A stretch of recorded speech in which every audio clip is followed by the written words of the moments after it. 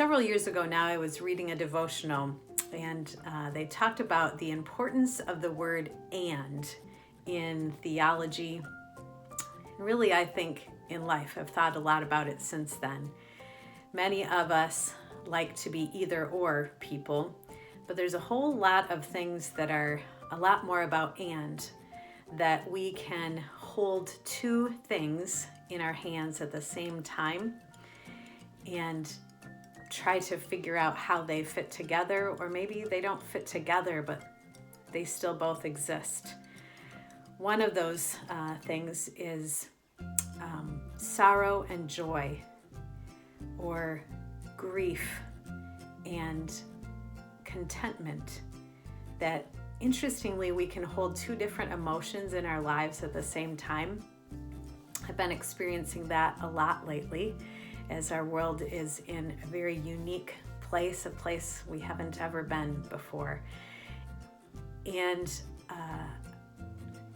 I want to encourage you that it is okay to hold both and all kinds of feelings in your hands all at the same time. It's okay to feel those. It's okay to try to name them. And in fact, I'm always amazed at how Scripture models that for us. So today I wanted to read to you from Lamentations, not a place we often read from. Lament means to grieve or mourn or to cry out.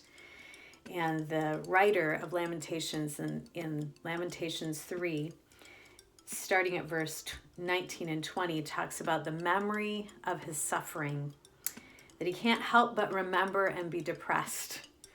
He calls it to mind. And I think about, it's an honest thing to think about where we are.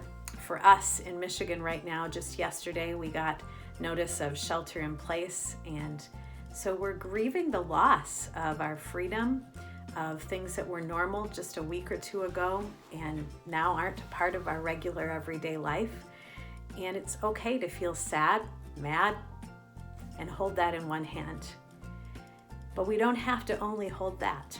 There are other things we can hold in our other hand as well. He says, I call all this to mind, and I will wait. Certainly the faithful love of the Lord has not ended. Certainly God's compassion is not through. They are renewed every morning. Great is your faithfulness. I think the Lord is my portion. Therefore, I'll wait for him. We are in an in-between time, and it's a time when we can hold both sorrow and hope in our hands at the same time. That's allowed. So I encourage you, don't give up hope. Don't stay in the darkness, and choose what you will focus your mind on.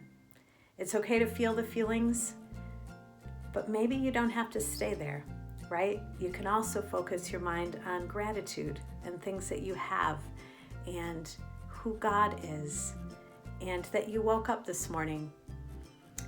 One of the things I learned many years ago from my homeless friends, I used to preach once a month at a weekend day shelter, and every time I would do a testimony time, and we would do it at least once a year at Thanksgiving, more than one person would stand up and say, I'm just thankful that I got up this morning and I could breathe, and that I got another day of life.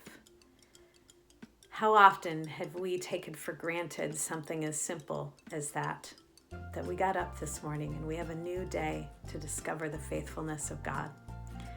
We really can hold our sorrow, and we can hold our joy and our thankfulness and our hope. We have two hands, so let's use both of them during this time.